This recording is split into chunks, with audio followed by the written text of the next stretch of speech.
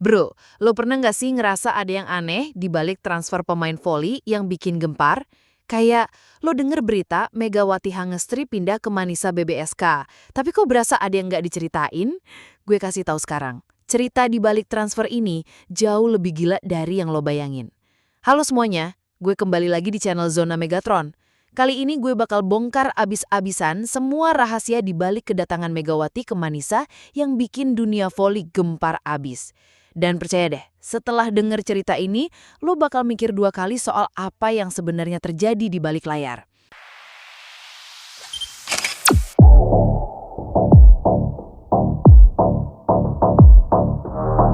Sebelum gue lanjut, gue mohon banget bro, bantu like video ini, subscribe channel Zona Megatron, dan jangan lupa drop komen kalian.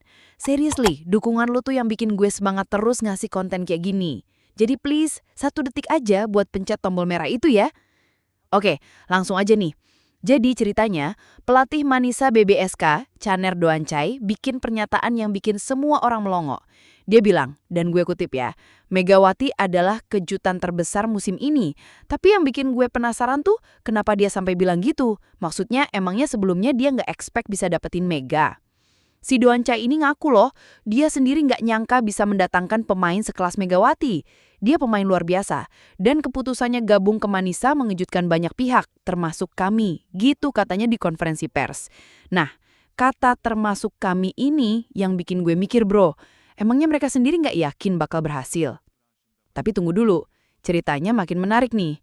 Doancai ternyata punya pandangan yang beda soal keputusan Megawati ninggalin Fenerbahce. Dia bilang ini langkah yang berani banget. Tak banyak pemain berani menukar klub besar dengan tim seperti kami. Tapi itulah Megawati, pemain yang tahu apa yang dia mau. Gila kan? Dia secara implisit ngakuin kalau Manisa itu bukan klub sebesar Fenerbahce. Tapi yang bikin gue respect, dia appreciate banget sama keberanian Mega.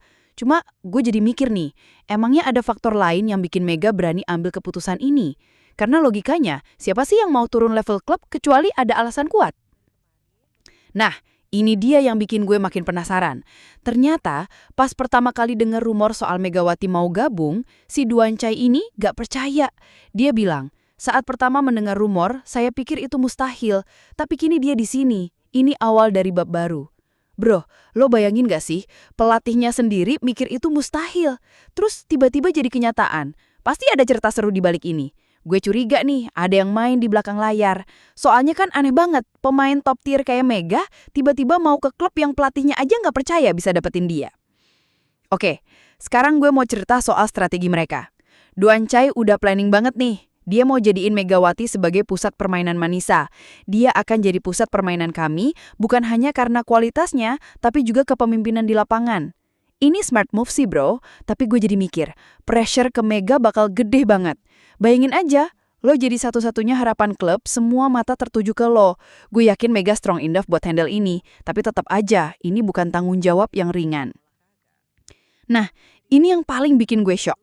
Ternyata negosiasi antara Manisa sama Megawati udah berlangsung jauh sebelum publik tahu.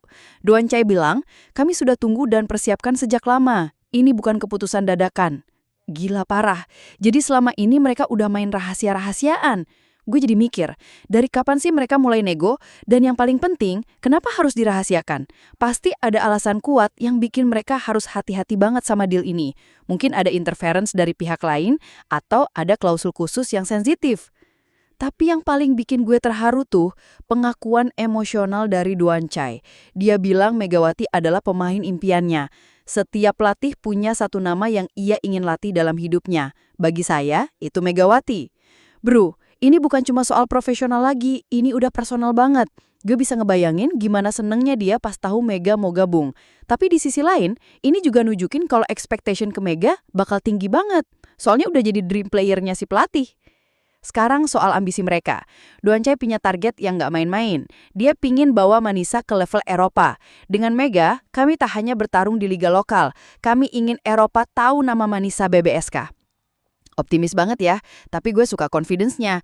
Cuma gue jadi mikir, ini pressure tambahan lagi buat Mega.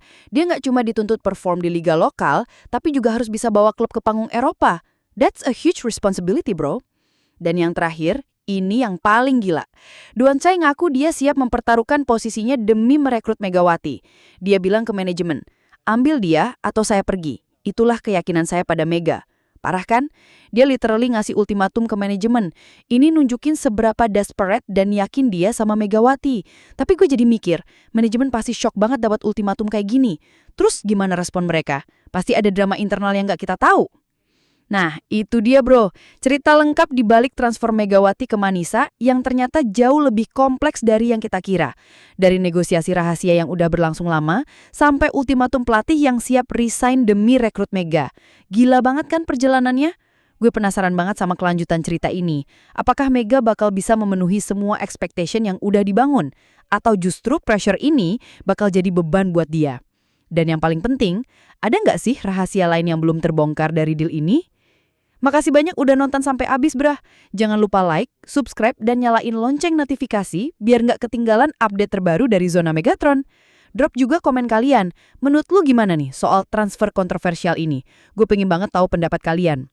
Sampai jumpa di video berikutnya, dan keep supporting Indonesian Volleyball. Peace out!